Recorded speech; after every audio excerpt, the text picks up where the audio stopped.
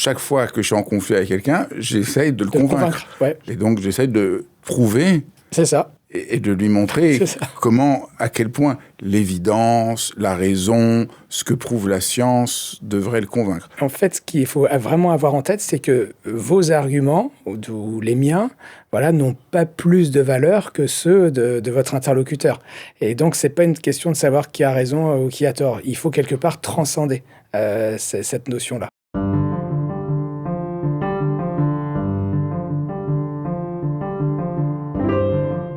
Mais est-ce que ça vous arrive, vous, comme moi, de se dire parfois, mais là, je sais pas quoi faire, comment me dépatouiller de cette situation. On est dans un conflit, on doit réussir à obtenir quelque chose et on ne sait pas comment faire. On perd nos moyens. On a l'impression que c'est toujours les mêmes qui vont y arriver parce qu'ils ont des trucs que nous, on n'a pas. Et si, ce qui nous manquait, c'est de savoir négocier. Négocier, c'est souvent un mot comme ça, soit un peu abstrait, soit un peu technique, soit un peu réservé à des gens très très formés.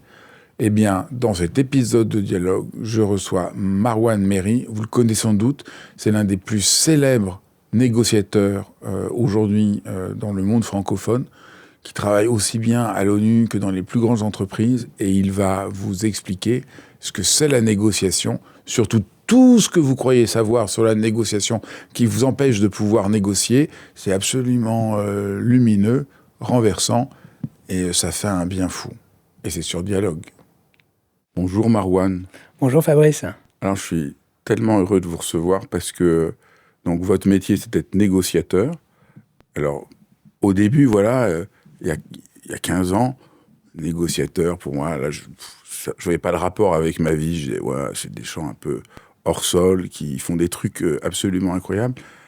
Et en vous lisant, je me suis rendu compte, et en lisant d'autres grands négociateurs qui sont dans les situations les plus dramatiques, que ça s'applique tellement à notre propre vie, à chacun d'entre nous, même des gens aussi dans une situation ordinaire que moi.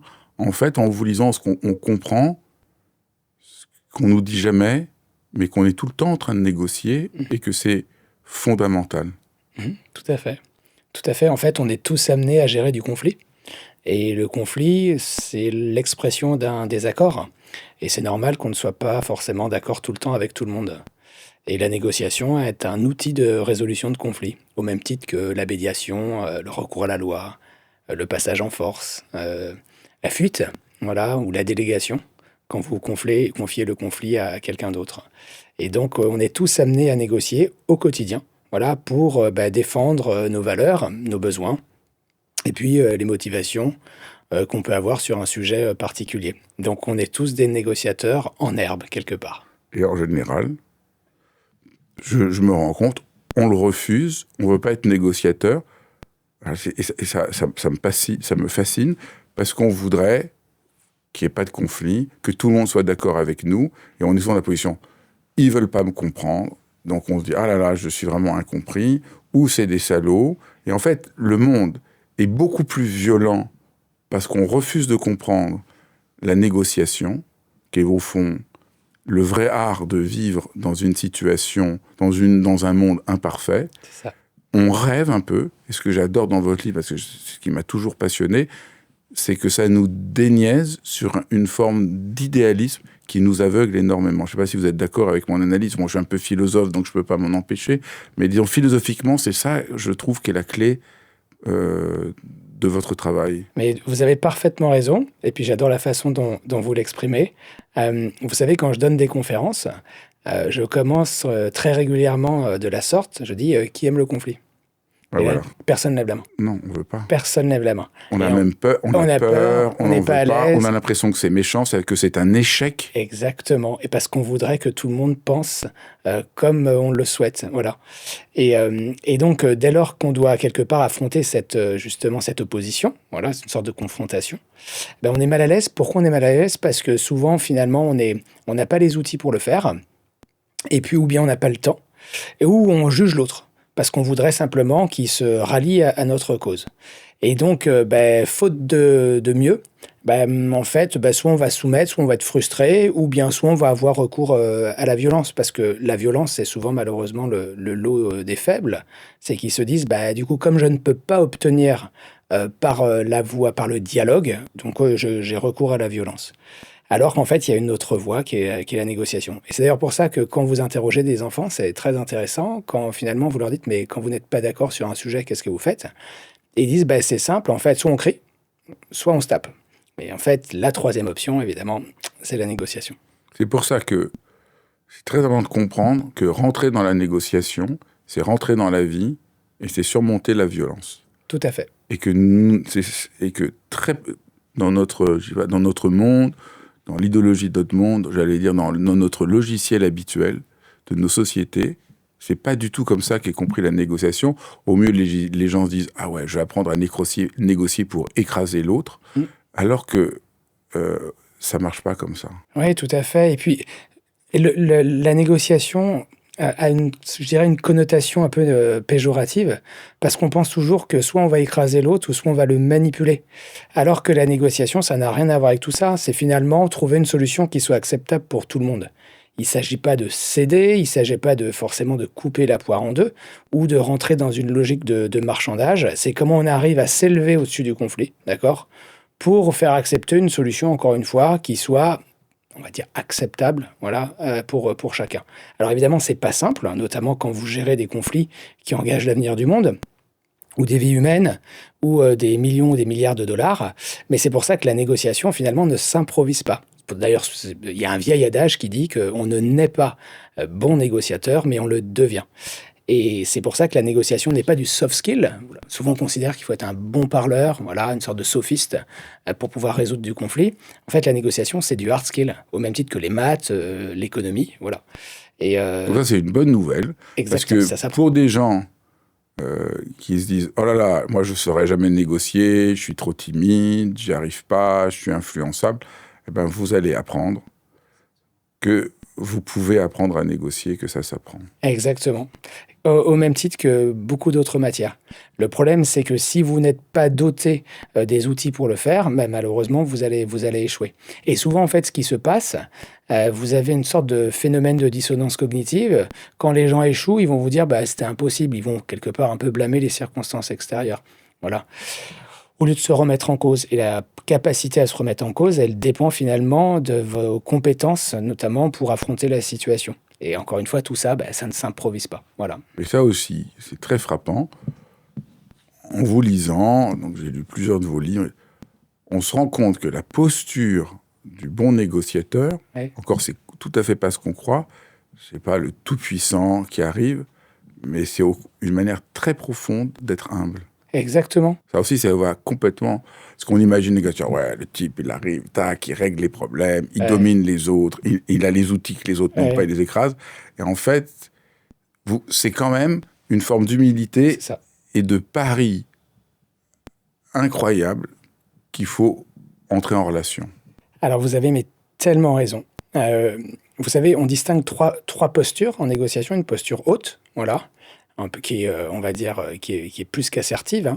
En l'occurrence, elle dicte les règles, elle impose. Voilà, les dictateurs ou bien les gens tout-puissants ou qui bénéficient d'un pouvoir de nuisance très fort ont tendance à utiliser cette posture haute. Vous avez une posture intermédiaire, voilà, un peu, on va dire, adulte, si on revient sur l'analyse transactionnelle. Et puis après, vous avez une posture basse, voilà, qui correspond à l'enfant dans l'analyse transactionnelle. Et moi, quand je négocie face à des acheteurs en grande distribution, c'est des négociations très, très difficiles, quelquefois des syndicalistes particulièrement virulents, des kidnappeurs qui retiennent des otages, je prends dans près de 99% des cas une posture basse. Pourquoi ? Parce que je transige volontairement sur la forme pour laisser... En fait, je l'ai mal exprimé, mais je vais volontairement transiger sur la forme pour rester maître du fond. Donc, ce qui va être important, finalement, c'est que je vais laisser le sentiment à l'autre qu'il maîtrise la situation, parce que s'il devait perdre ce sentiment-là, ce serait psychologiquement destructeur. Voilà, il ferait n'importe quoi pour restaurer quelque part un ego souillé ou quoi que ce soit. Et moi, par contre, je ne lui laisse rien sur le fond. Et c'est pour ça que quand vous parlez de posture d'humilité, c'est vraiment le cas. Si vous prenez une position haute, voilà, malheureusement, vous allez détruire la relation. Et moi, dans mon métier, j'ai jamais eu une seule fois l'occasion de le faire en 27 ans de carrière. Pourquoi? Parce que je souffre toujours d'un rapport de force défavorable. Vous pouvez vous permettre de prendre une position haute quand vous êtes tout puissant, puisque, comme le disait Trump, l'extorsion vous rapportera plus que la coopération. Bah oui, ça encore une fois, ça fonctionne tant que vous êtes tout puissant. Mais quand, à l'inverse, vous souffrez d'un rapport de force défavorable, bah vous devez quand même donner le sentiment à l'autre qui maîtrise la situation, voilà, pour qu'il reste en contrôle, voilà. Par contre, sur le fond, on ne laisse absolument rien. Et le fond, c'est la partie hard skill. Comme on grignote petit à petit du terrain, voilà, pour induire le changement chez lui. Alors, comment vous êtes retrouvé à devenir négociateur? Alors, je pense que ce sont surtout des expériences de vie et puis des opportunités. Il y a peut-être un élément déclencheur, c'est une histoire que mon père m'a racontée quand j'avais 12 ans, voilà. Quand il me parlait notamment d'optimisme, il m'avait dit une phrase qui m'avait marqué. Il m'avait dit, en fait, tu verras, ce sont des gens ordinaires qui font souvent des choses extraordinaires. Et donc, je raconte dans la préface de l'un de mes ouvrages, dans Négocier l'impossible, comment il nous a sauvés du peloton d'exécution. Peut-être si vous pouvez raconter, parce Ouais. que là, on voit comment négocier, ça peut changer une vie. Exactement, ça change une vie, voire des vies, en l'occurrence. Et donc, pour faire simple, donc moi, je suis né le 29 septembre 75 à Beyrouth, au Liban. Et le 6 décembre 75, donc c'était un samedi noir, et vous allez comprendre pourquoi. Donc, on descend sur Beyrouth, l'hiver était rigoureux. Et donc, j'ai quelques mois, je suis à l'arrière de la voiture, il y a mon père. Vous avez quelques mois à l'époque. Ouais, exactement, j'ai quelques mois. Voilà, puisque je suis né le 29 septembre et on est le 6 décembre 75. Et je suis à l'arrière de la voiture, et puis on arrive sur Beyrouth, et puis comme l'hiver était particulièrement rude, ils m'ont acheté beaucoup de vêtements chauds. Et puis au moment de quitter Beyrouth, ils se rendent compte en fait que la ville est entièrement paralysée. Donc pour faire très très simple, en fait, qu'est-ce qui s'est passé? C'est que vous avez des milices musulmanes qui ont érigé des barrages en réponse à des exactions commises la veille par des phalanges chrétiennes. Voilà. Donc la guerre du Liban, comme beaucoup de guerres, ne sont jamais des guerres de religion, ce sont souvent des guerres de territoire, mais on se sert de la religion pour fédérer les peuples. Et en fait, vous avez la milice qui passe entre les voitures et qui vous demande votre carte d'identité. Parce que à l'époque, vous aviez votre religion qui était indiquée sur la carte d'identité. Et nous, on est chrétiens, maronites. Et quand ils arrivent à hauteur de mon père, ils demandent la carte d'identité. Et mon Les père... maronites, ils ont décidé de tuer tous les chrétiens. Les phalanges. Alors, les phalanges sont chrétiennes. Non, je veux dire, excusez-moi. Pour qu'on comprenne. Ouais. C'est les chrétiens, en fait, qui ont commis des exactions à l'égard des musulmans. Et là, les musulmans se vengent le lendemain. Voilà, les musulmans se mangent et ont décidé d'arrêter tous les chrétiens et de les exécuter. Exactement. Et donc, votre père est arrêté en voiture. Exactement. Et là, il n'y a pas beaucoup de chances qu'il s'en sorte. Exactement, tout à fait. Et là, on lui demande sa carte d'identité. Et il a la présence d'esprit de répondre qu'il ne l'a pas. Voilà. Et donc, ils nous font sortir de la voiture. Et puis, ils se fouillent la voiture et ils ouvrent la boîte à gants. Et là, ils voient la carte d'identité de mon père et ils voient marqué chrétien maronite. Donc là, pour faire très, très simple, en fait, les femmes et les enfants sont isolés. Et les hommes passent au-dessus de la dune, parce que Beyrouth, c'est au bord de la mer. Et les hommes, en fait, sont exécutés derrière la dune.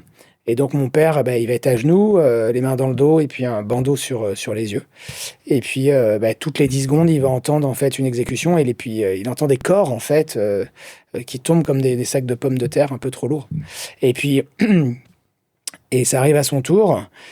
Et le milicien, il pose le calibre sur son cou. Et là, mon père sait que c'est terminé pour lui, mais... il a, je dirais, le discernement, la lucidité ou la présence d'esprit de se retourner à ce moment-là et de dire aux miliciens, écoutez, si vous me tuez, vous ferez une grosse erreur. Et le type, du coup, l'insulte, voilà, en disant, ferme ta gueule, de toute façon, je vais te buter. Et mon père lui dit, en fait, je joue au poker avec votre colonel musulman, et si votre colonel devait l'apprendre, il le prendrait très, très certainement mal. Et là, le milicien, il dit, de toute façon, je vais te buter. Et mon père lui dit, mais vous voyez bien, j'ai aucun pouvoir, voilà. Et si d'ailleurs vous apercevez que je vous ai menti, vous pourrez vider votre chargeur dans mon crâne. Et là, à ce moment-là, il y a un doute qui germe dans l'esprit du milicien.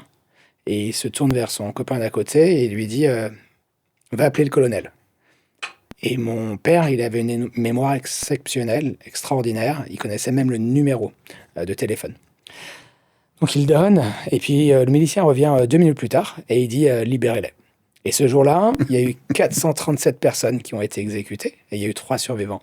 Donc, Mon père, ma mère et moi. Il faut bien négocier, mais il faut aussi savoir jouer au poker. Voilà, exactement. Mais d'ailleurs, j'ai beaucoup joué au poker dans ma vie aussi après.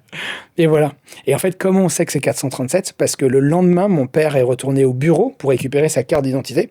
Et en fait, c'est le milicien qui lui a dit, ben voilà, il y en avait 437. Et il nous a donné les 3 survivants, en fait. Voilà. Et donc, mon père m'avait raconté ça à l'âge de 12 ans. Et il m'avait dit une phrase qui m'avait marqué. Il m'avait dit, tu verras, ce sont souvent des gens ordinaires qui font des choses extraordinaires.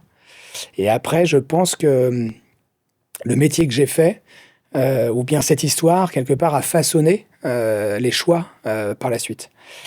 Et après, ça fait maintenant 27 ans que je fais de la négociation, et je pense que c'est en écho également avec un passé difficile. Voilà, où je me sens utile en aidant les autres. Est-ce qu'on peut essayer de dire un peu au quotidien, qu'est-ce que c'est qu'être négociateur pour qu'on se représente? Voilà, quelques-unes des missions que vous avez. Oui, écoutez, avec plaisir. Alors, le métier en lui-même, on l'a créé il y a 13 ans. Avant, le métier de négociateur professionnel, en fait, n'existait pas. Vous avez plein de métiers où vous avez une composante négo dedans, quand vous êtes responsable grand compte, DRH, voilà, ou bien même négociateur de crise au sein d'unités spéciales. Mais le métier de négociateur pro, on l'a créé à peu près il y a 13 ans. Donc notre métier, qu'est-ce que c'est? Moi, par exemple, je passe 50% de mon temps sur le terrain. Donc c'est d'être sollicité dans le cas de situations délicates, sensibles ou complexes, qui concernent aussi bien des cas critiques, donc tout ce qui est kidnapping et rançon, extorsion, beaucoup de négociations commerciales, des conflits sociaux, des relations diplomatiques. Parce que donc c'est très large. Alors donc, on peut aussi bien appeler, parce que par une grande entreprise qui doit négocier. Une ONG, une agence gouvernementale. Par exemple, qu'est-ce que vous négociez? Tout dépend, ça peut être des contrats, ça peut être... Il y a beaucoup de choses, en fait, dès lors qu'il y a un désaccord, dès lors qu'il y a un conflit. Alors c'est vrai qu'on est un peu les seuls au monde à couvrir tous ces pans, parce que généralement, les négociateurs sont spécialisés dans quelque part un secteur d'activité, social ou commercial. Et nous, on a, je dirais, le particularisme ou bien la spécificité, c'est qu'on couvre aussi bien des négos diplomatiques, j'ai la chance d'être consultant pour les Nations Unies, que des négociations commerciales à fort enjeu, de l'extorsion, du kidnapping, et on forme même des médecins pour améliorer l'observance thérapeutique. Oui. Alors, à l'ONU, par exemple, qu'est-ce que vous avez... S'il y a des choses que vous... souvent, vous n'avez pas le droit de raconter ce qui s'est passé. Oui, c'est un peu compliqué, oui. Mais est-ce qu'il y a un exemple de ce que vous avez pu négocier à l'ONU dont on peut parler? Non. C'est compliqué parce que à l'ONU, j'interviens dans l'ombre. Je vais intervenir sur des conflits communautaires, sur des délimitations de frontières maritimes. Ça fait combien d'années que vous travaillez pour l'ONU? Je travaille, on va dire, j'y suis presque tous les mois. Depuis combien d'années? Pardon, depuis combien d'années?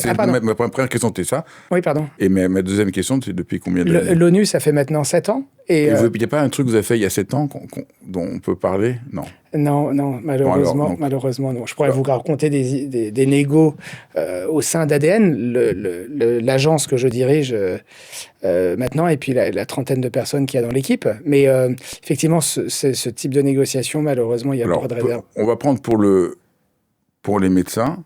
Oui. Puis vous avez vous-même fait des négociations. Oui. Alors là, on imagine, vous voyez, c'est aussi un truc que j'ai découvert dans votre livre. On se dit, bon, là, il n'y a pas besoin de négocier. Et en fait, des fois, c'est très important de réussir à convaincre un patient de faire un traitement. Oui, tout et à là, fait. peut-être, vous pouvez raconter une histoire que vous racontez dans votre livre. Oui. De la femme d'un de vos amis. Exactement. Qui ne veut pas se faire opérer. Oui, tout à fait. Donc l'observance thérapeutique, ou plutôt l'inobservance thérapeutique, c'est le refus d'adhérer à la prescription médicale. Et en fait, vous le voyez, sur la plupart des maladies chroniques dans le monde, le taux d'inobservance, donc de refus, est plus de 50%, que ce soit sur l'asthme, la mucoviscidose, la sclérose en plaques. Okay, et donc ça, pour des raisons très, très, très diverses et variées, vous avez beaucoup de patients qui refusent justement les traitements nécessaires. Et donc, Pourquoi il refuse? ça peut être, vous avez de tout en fait. Moi, j'ai vu de tout. Je pourrais vous donner un cas où j'avais vu une cadre dirigeante, donc une personne euh, très bien câblée, qui devait se faire opérer et son opération nécessitait 2 semaines de soins intensifs. Par la suite, elle a refusé de se faire opérer. Pourquoi? Justement, ça qui est intéressant, et les médecins lui ont dit, mais vous savez que vous allez mourir. Elle dit, oui, oui, je suis prêt à l'accepter. Donc là, si on reste quelque part sur la posture, sur la position affichée, on se dit, bon, bah, il n'y a plus d'espoir. Et en fait, pourquoi elle refusait de se faire opérer? C'est parce qu'elle ne voulait pas laisser son chien seul à la maison pendant 2 semaines. Mais j'ai vu des choses Ah pas oui. possibles. Et ça, c'est un exemple parmi des milliers. Et donc, personne n'avait réussi à parler Comprendre. suffisamment avec elle et à Et à comprendre. extraire de Elle l'information. n'osait pas le dire. Ouais, elle avait honte, ou bien quelquefois les gens ne conscientisent même pas véritablement leur motivation réelle. Et tout notre job en tant que négociateur, bah, c'est effectivement de comprendre les motivations réelles. Parce qu'en fait, il y a généralement un océan entre la posture affichée, voilà, par exemple, voilà, Fabrice, moi je veux pas vous parler, et puis les motivations réelles. Et toute la difficulté, c'est de comprendre l'enjeu en négociation. Donc, bref, tout ça pour dire que nous, on forme beaucoup de médecins justement pour améliorer l'observance thérapeutique. Et j'avais, pour l'exemple dont vous parlez, c'est un ami qui en fait m'avait confié que sa femme souffrait d'une tumeur qui nécessitait une opération urgente. Et elle, en fait, elle refusait l'opération. Pourquoi? Parce qu'elle faisait partie d'une communauté religieuse, spirituelle, où le dogme, en fait, imposait des règles au niveau, aussi bien au niveau de sa vie sociale que sexuelle, voilà, était régie, en fait, par un dogme très, très fort.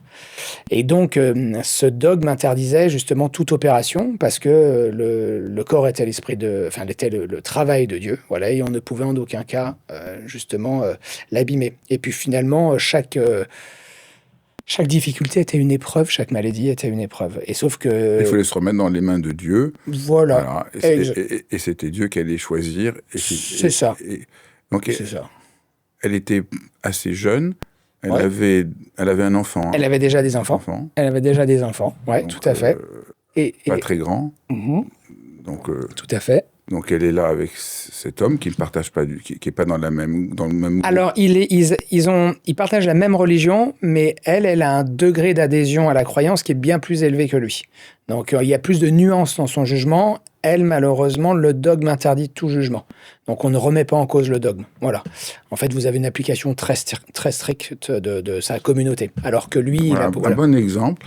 Et alors, comment vous faites pour négocier? Puisque tout le monde a essayé, c'est non, elle ne peut pas. Ouais. Elle ne peut pas se dédire, elle ne peut pas... En plus, elle a un rapport... Son père a un rôle important dans la communauté. Exactement. Donc là, elle ne peut pas faire ça à son père. Oui, tout à fait. Donc c'est toute la difficulté, en fait, pour moi, c'est quand je vais établir le contact avec elle, c'est de comprendre véritablement ses motivations. Et ce que je comprends, c'est qu'elle se cache volontairement la vérité, parce que si elle devait remettre en cause finalement le dogme, ce serait un effondrement psychique, puisque son identité est construite sur le dogme. En fait, c'est la problématique quand vous avez en fait des identités qui reposent sur la radicalité de la croyance. Et là, pour le coup, si on casse la croyance, voilà, ben vous avez un effondrement psychique qui est trop fort, qui peut mener quelquefois même au suicide. Donc moi, je voudrais être là juste, parce que je trouve ça déjà passionnant. Ouais. Votre rapport n'est pas du tout de vous dire « mais c'est absurde », même dans la manière dont vous parlez, non mais complètement endoctriné, on est quand même dans un truc de fou. Quelqu'un est en train de mourir, vous faites pas ça. Et ça, je trouve, c'est ça qui est intéressant dans la négociation. Comment c'est un art extraordinaire de paix et d'humilité et au sens très profond qu'on comprend plus, de vraie tolérance. Votre problème, il n'est pas là. Vous essayez de la rencontrer. Exactement. Même si vous n'êtes pas, évidemment, j'imagine, d'accord avec ses croyances, mais c'est pas le problème. Le problème, c'est est-ce que je peux la rencontrer? Donc moi, je dois dire, pour moi, ça, c'est chaque fois que je vous écoute, que je vous lis, souvent, j'ai les larmes aux yeux parce que je trouve c'est tellement beau, c'est tellement rare. C'est-à-dire tout le discours qu'on entend toute la journée, les réactions des gens, notre violence sociale, les conflits politiques. Personne ne ferait ça. Les gens vont la condamner, vont lui mettre la pression, vont essayer de lui montrer à quel point ou lui aurait dit mais c'est horrible ce que vous allez faire à vos enfants. Enfin, c'est pas du tout. Et ça vraiment, j'insiste parce que vous êtes dedans, mais je trouvais que par rapport à notre monde, c'est pour ça que c'est tellement important de vous lire. C'est beaucoup plus concret que plein de discours un peu éthérés spirituels, mais il y a une dimension pour moi profondément spirituelle dans ce pari humain. Donc, vous ne faites pas ça, vous ne la condamnez pas, c'est pas votre problème. Exactement. Votre problème, c'est de la comprendre. Exactement. Moi, je ne suis pas là pour la juger, et puis je pars d'un postulat de base, ma logique n'est pas celle de l'autre, voilà, et vice-versa. Et ce qui est important de comprendre, justement, dans nos actions, c'est que c'est la croyance qui dicte l'action. Et en fait, que toutes les croyances qu'on peut avoir au quotidien, c'est ça qui dicte notre action. La façon dont on va s'habiller cet après-midi parce qu'on dit il va faire beau, voilà. La façon dont vous élevez vos enfants, de ce que vous mangez, tout ça est dicté par la croyance. Donc chacun a ses propres croyances. Et plus le niveau d'adhésion à la croyance est élevé, plus on doit utiliser l'artillerie lourde, pour faire très très simple. Je ne déloge pas un dogme comme je déloge un avis, une opinion, une certitude ou bien des valeurs. Donc, je n'attaque surtout pas son dogme. Mon job, c'est pas de la convaincre. Je vais vous donner un petit secret. En égo, on convainc personne. On induit le changement. Si j'essaie de convaincre quelqu'un qui ne cherche pas à être convaincu du contraire, je vais simplement m'opposer à ses résistances. Vous pouvez juste redire la phrase tellement elle est radicale. Ah oui, alors du coup, qu'est-ce que j'ai dit ? On ne cherche surtout pas à convaincre en égo, on induit le changement. Et là, nous, on fait tous le contraire. Oui, quand on n'a pas appris, ça vous avez raison de dire, c'est vraiment un apprentissage. Chaque fois que je suis en conflit avec quelqu'un, j'essaye de le convaincre. Ouais. Je ne réfléchis pas qu'il faut que j'induise un changement. Exactement. Et donc, j'essaye de prouver. C'est ça. Et de lui montrer comment, à quel point l'évidence, la raison, ce que prouve la science devrait le convaincre. Après, alors c'est pas ça. Exactement. Pourquoi ? Parce que, en fait, ce qu'il faut vraiment avoir en tête, c'est que vos arguments, ou les miens, voilà, n'ont pas plus de valeur que ceux de votre interlocuteur. Et donc, c'est pas une question de savoir qui a raison ou qui a tort. Il faut quelque part transcender cette notion-là. J'avais dit qu'il y a beaucoup d'humilité dans cette approche. C'est impressionnant. On est tous convaincus que c'est nous qui avons les bons. Mais dans la vie de tous les jours, on pense, mais mes arguments sont tellement bons, il faut que l'autre cède. Non, les négociations, c'est sortir de ce cadre-là. Exactement. C'est vraiment, on sort de tout ça.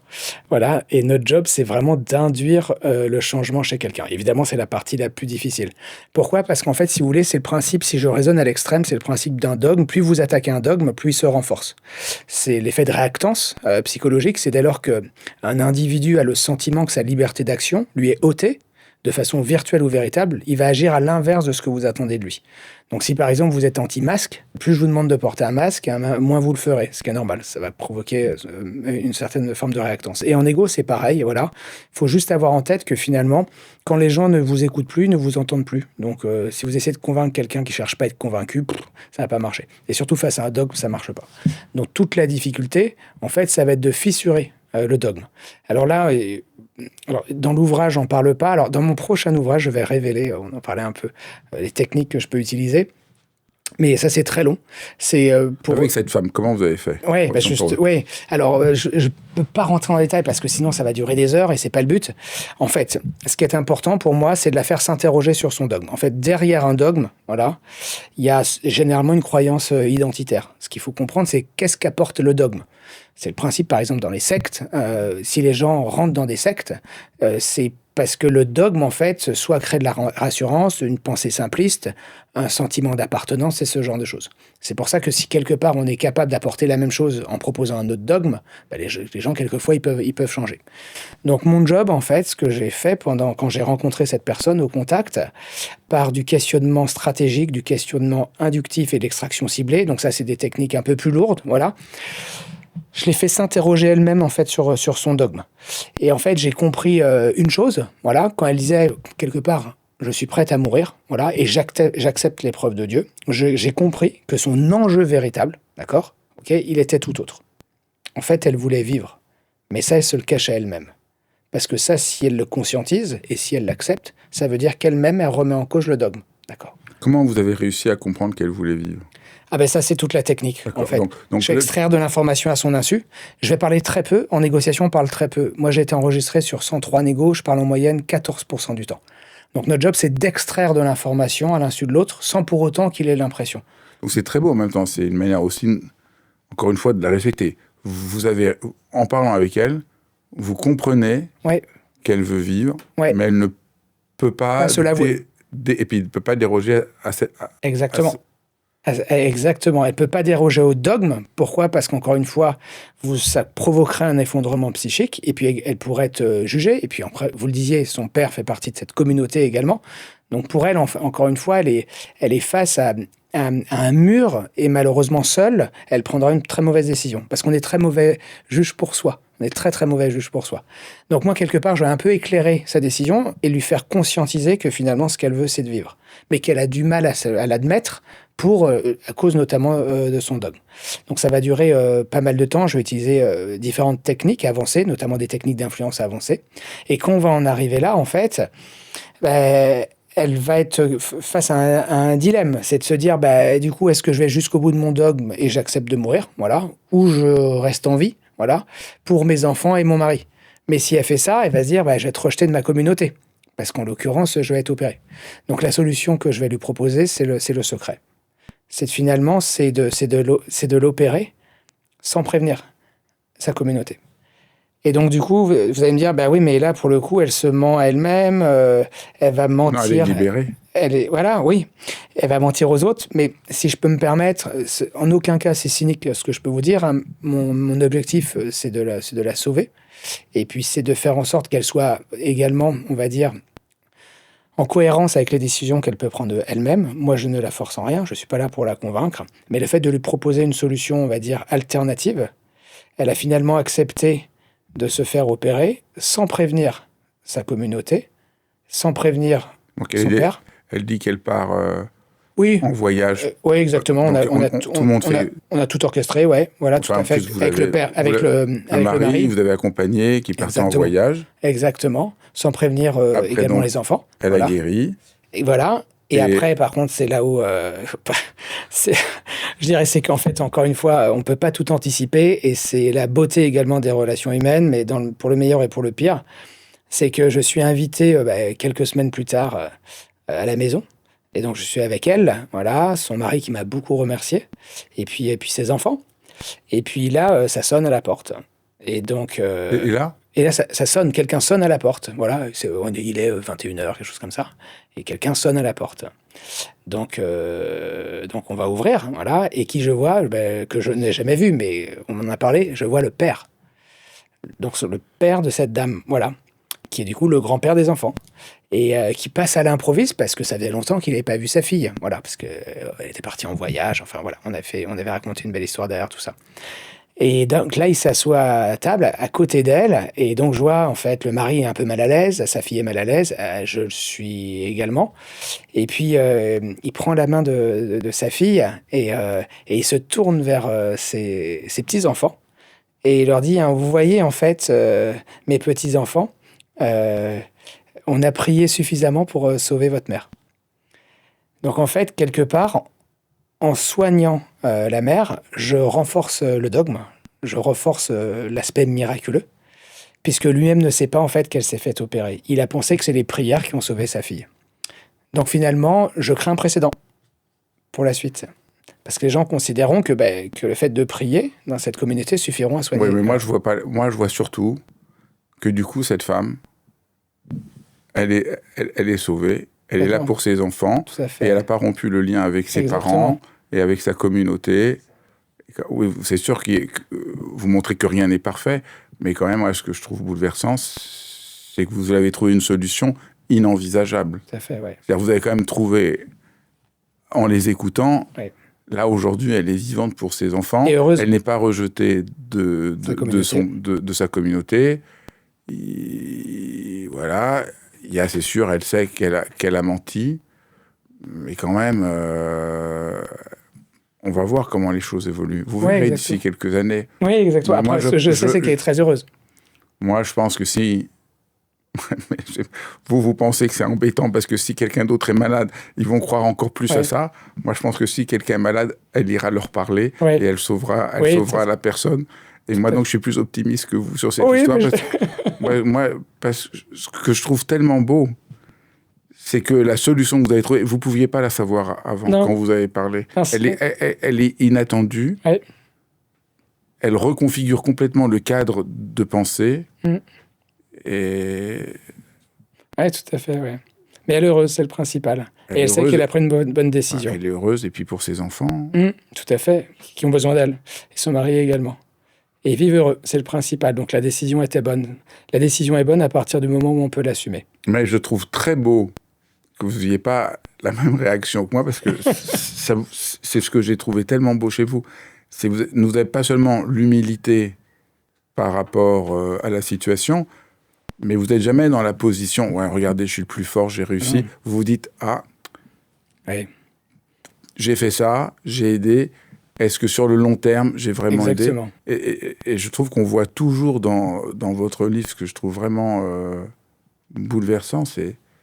il y a quelque chose de tellement humble. Je vais dire un peu un mot un peu exagéré, un peu fort, mais on sent que vous êtes mu quand même par un souci du bien. C'est ce que j'essaie de faire, en tout cas. J'essaie de faire.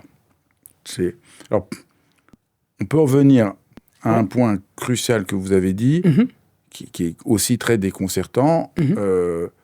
Négocier, ça s'apprend. Tout à fait.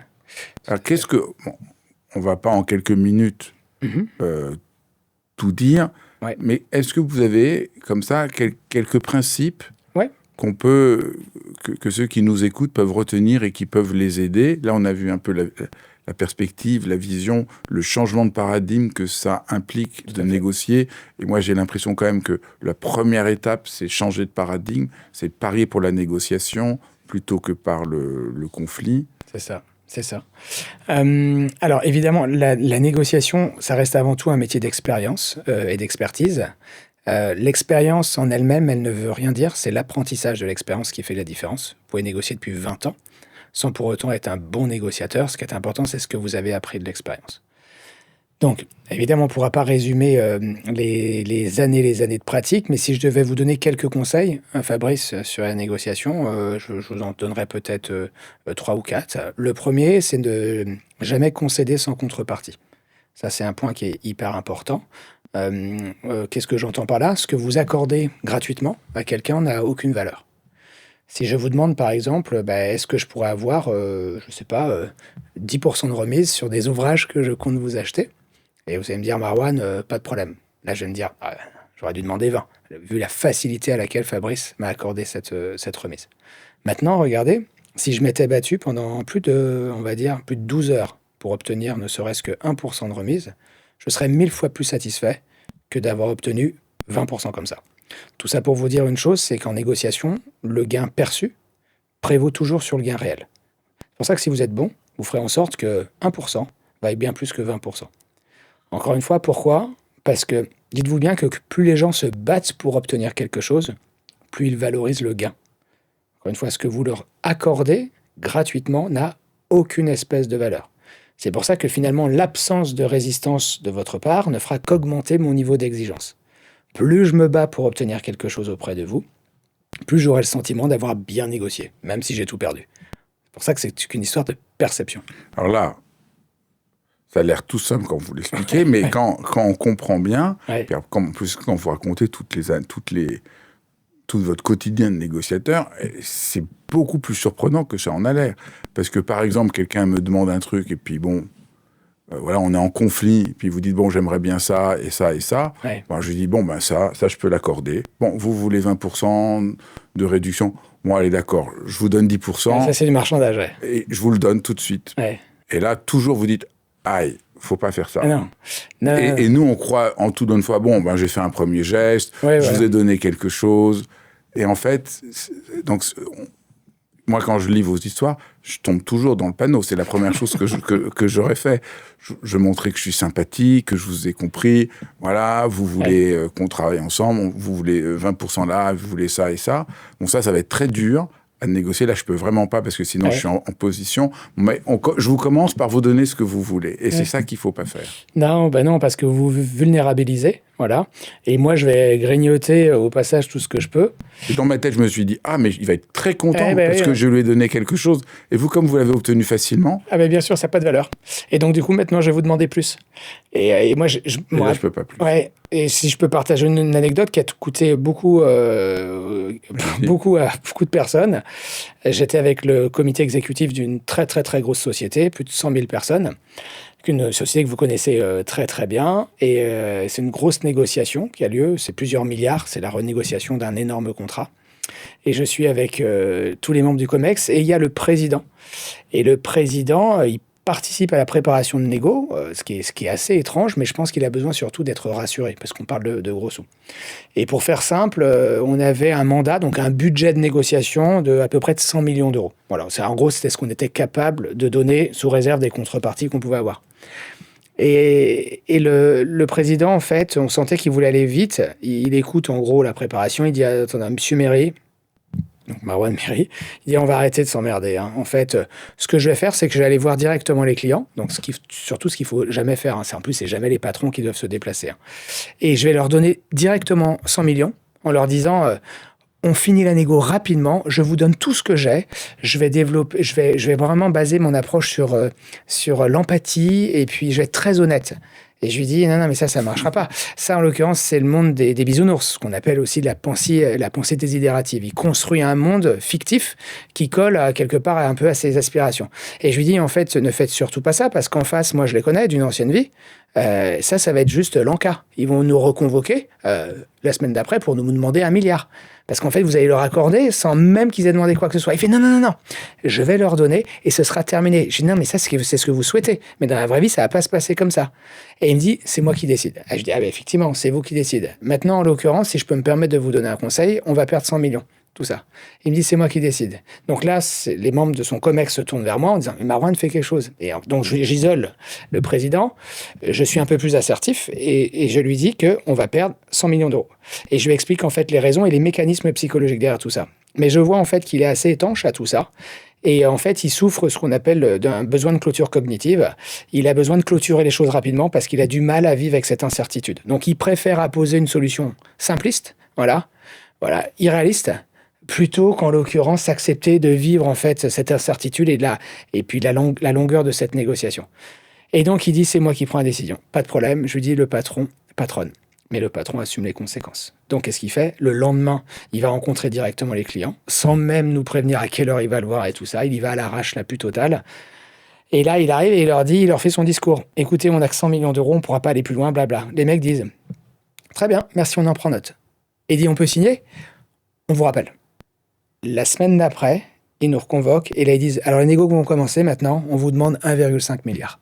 On a perdu 100 millions comme ça. Aucune valeur. Voilà. Et il était dégoûté. Alors j'ai essayé de débriefer avec lui pour lui montrer en fait, mais son ego malheureusement a pris le pas sur la raison, on va dire. Et vous n'avez pas réussi à négocier avec lui? Non. En fait, il ne voulait pas négocier. En fait, il voulait juste clôturer, se débarrasser du problème. Et même, vous n'avez pas réussi à négocier. Non. Après, en fait, si vous voulez... On voit aussi, vous racontez avec beaucoup aussi d'humilité, les fois où vous n'avez pas réussi à négocier, les gens, des fois, mais sont entêtés à un point... Oui, et ça, il faut l'accepter également. Vous avez des gens, en fait, qui acceptent une certaine réalité, voilà, en disant, ouais, peut-être qu'on va se planter, quelque part, comme lui, le président, il faisait, mais j'assume. Pas de problème. Il assume après. Après, il assume plus. Par contre, c'est dans le feu de l'action, il pense assumer. C'est après, il peut plus l'assumer. Il y a aussi cette histoire complètement dingue. J'ai un peu oublié de cet homme qui a des grandes difficultés, qui vous appelle pour négocier. Lunaire. Et il vous dit que vous êtes trop cher. Vous voulez raconter l'histoire? Ah ouais, mais ça c'est dingue cette histoire. Le type en plus c'était ingénieur, grande école. Donc c'est un patron, une PME qui a très bien réussi. Et ce qui se passe, donc sa société a à peu près 25 ans, voilà, 25 ans d'historique. Et vous avez des syndicats qui vont se mettre en grève et qui vont être très très très très virulents. Et en fait, vous avez un coût de la grève à peu près de 250 000 euros par jour. Donc c'est énorme parce que du coup, il ne peut plus faire sortir la marchandise qui alimente, en fait, ce sont des pièces spécifiques qui alimentent l'industrie lourde.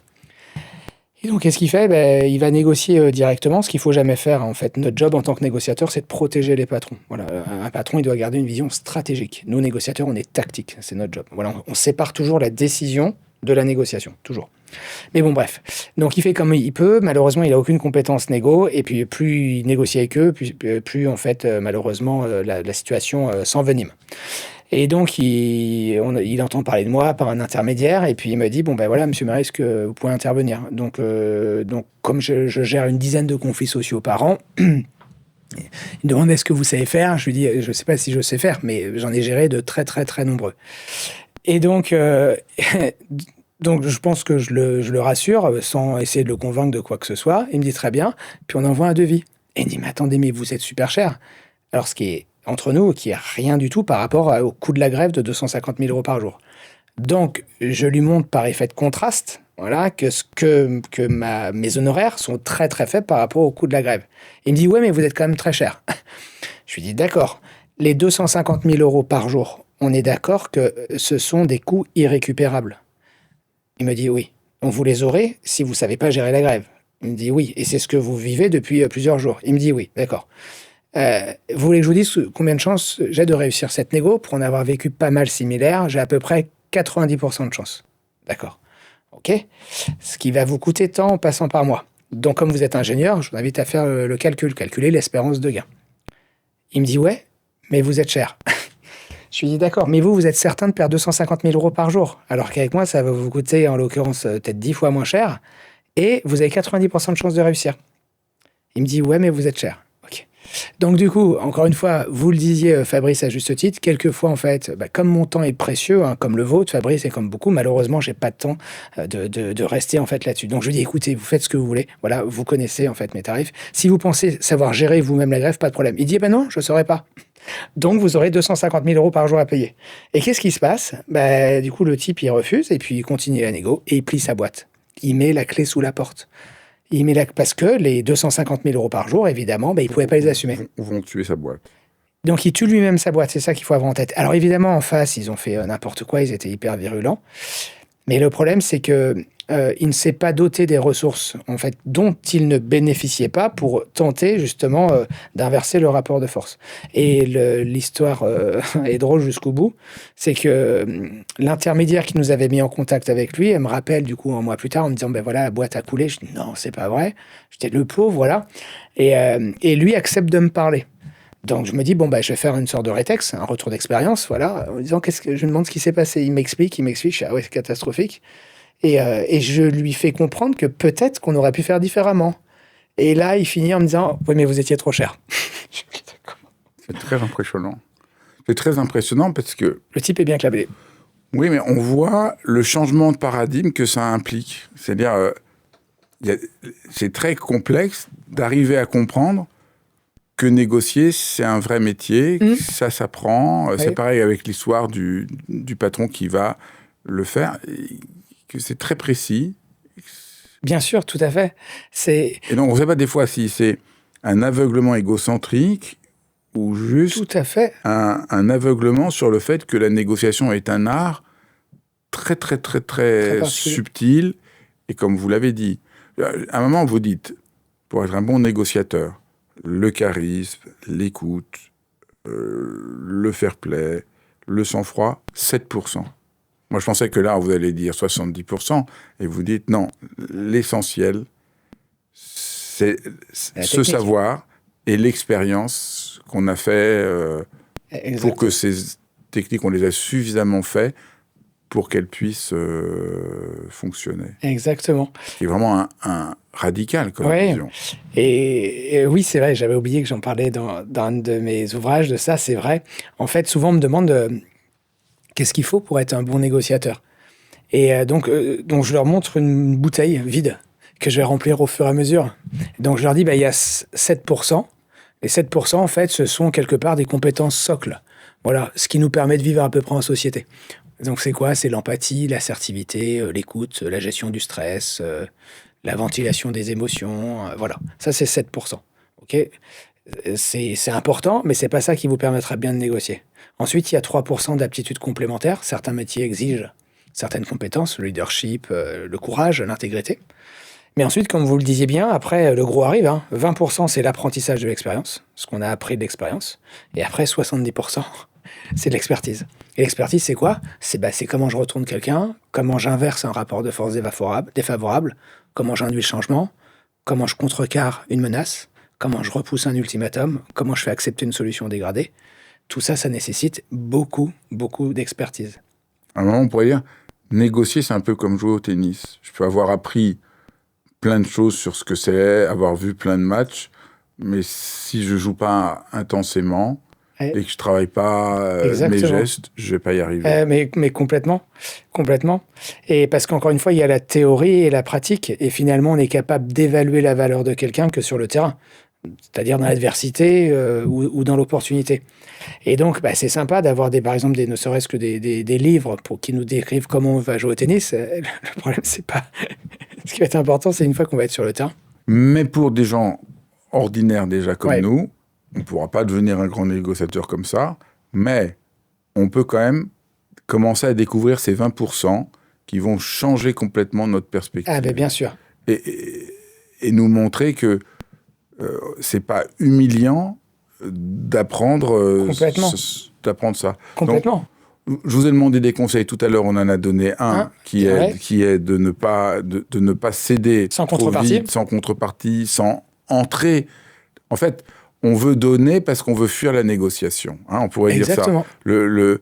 Là, ce patron veut donner parce qu'il est réfractaire à la négociation. Et en fait, on est tous un peu réfractaires à la négociation parce que c'est rentrer dans un monde incertain, c'est accepter que c'est pas tout blanc, tout noir. Donc, on a, même les gens qui disent « ouais, j'ai envie de négocier », en fait, on a une certaine résistance qu'il faut surmonter. Il y a un deuxième, c'est que vous dites qu'il faut faire la distinction entre la position, l'objectif et l'enjeu.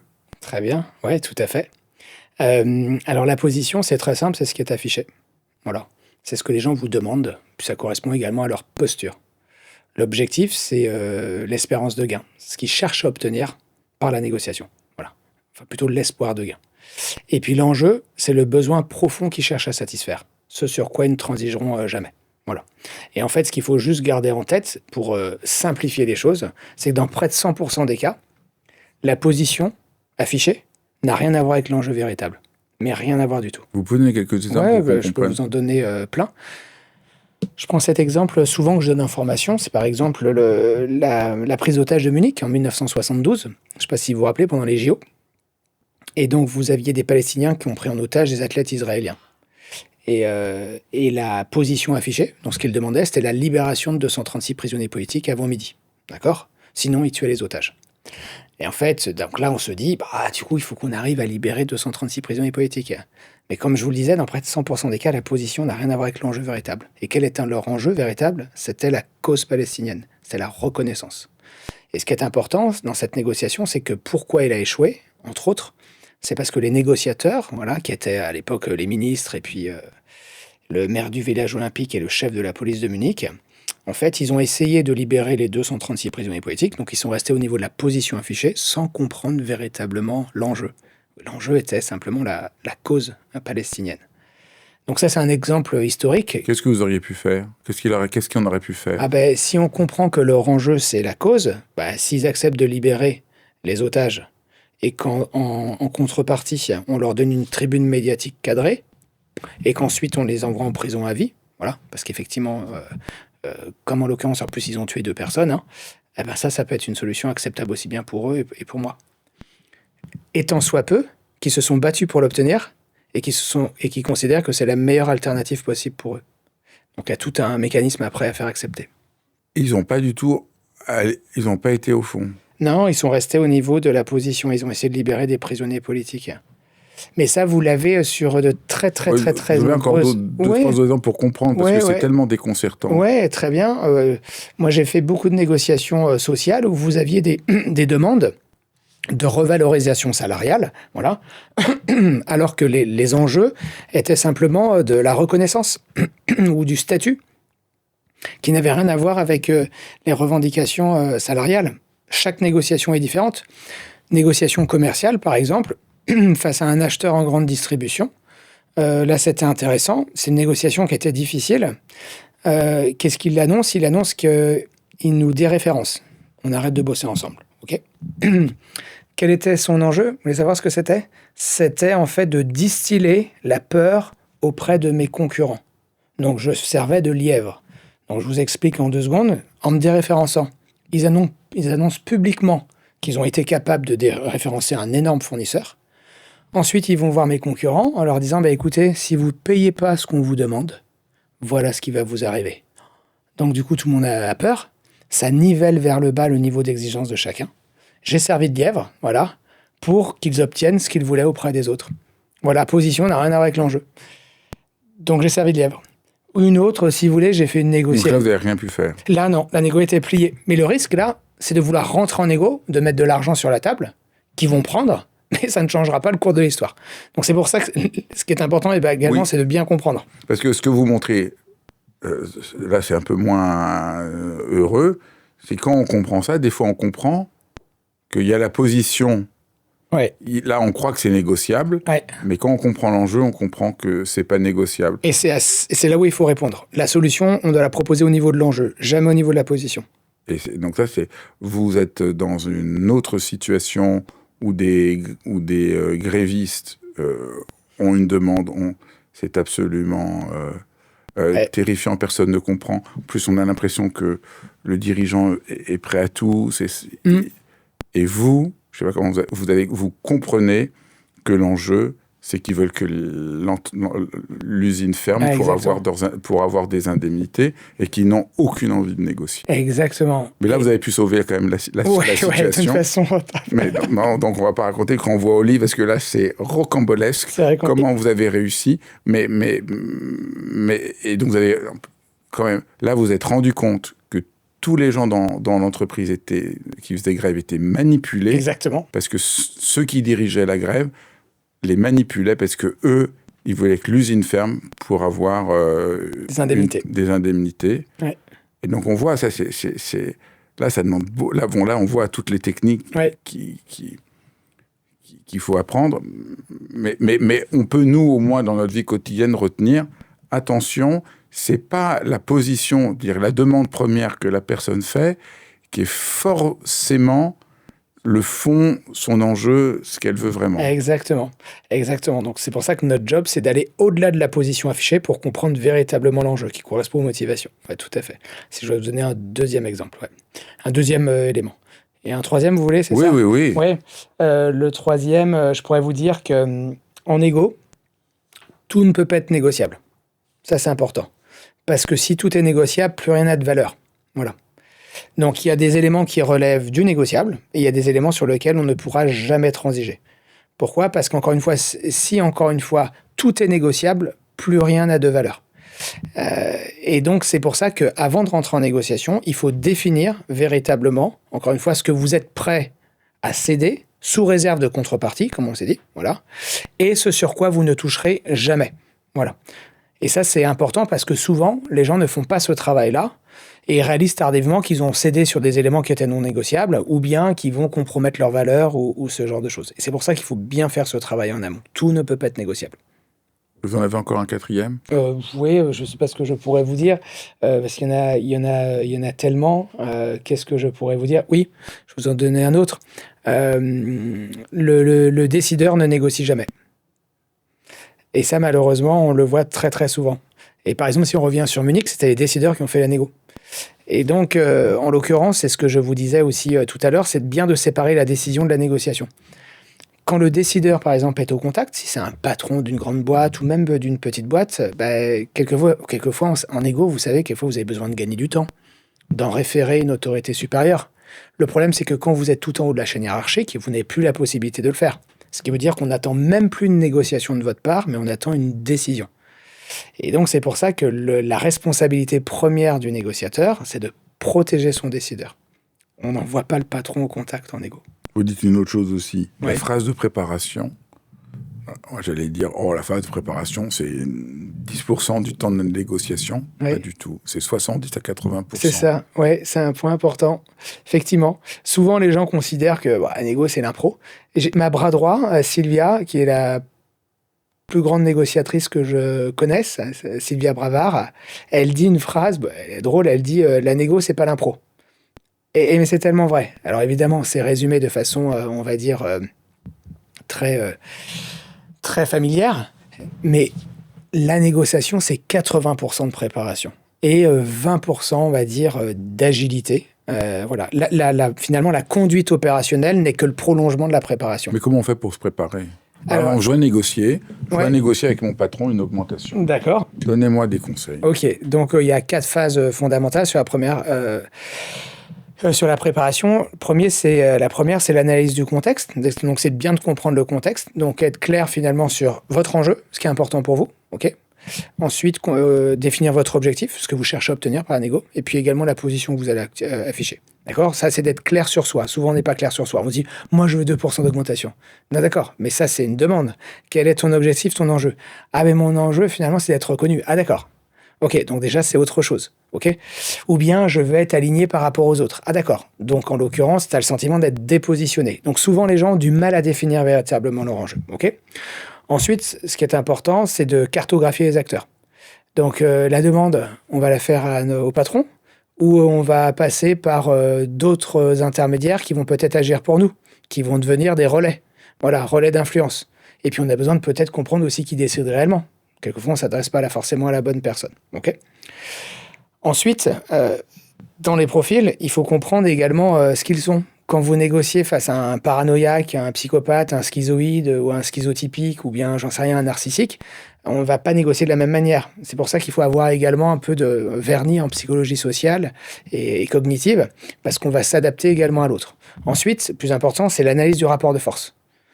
Vous demandez 10% d'augmentation de salaire, mais on vous considère comme nul. Bon courage. Donc du coup, ce qui est important, c'est d'apprécier les forces en présence. Donc ce que j'appelle du coup les forces d'opposition. Est-ce qu'au final, quand j'analyse toutes les forces d'opposition, est-ce que j'ai un rapport de force favorable? Je suis hyper bankable, mes résultats sont exceptionnels, je suis sollicité constamment par des sociétés externes, mon patron le sait, tout ça, voilà. Je suis très apprécié dans la boîte, ou bien tout l'inverse. Donc en fonction du rapport de force, évidemment, votre stratégie, ça va pas être la même. Donc, bien analyser les rapports de force. Et après, la stratégie, ça va être quoi?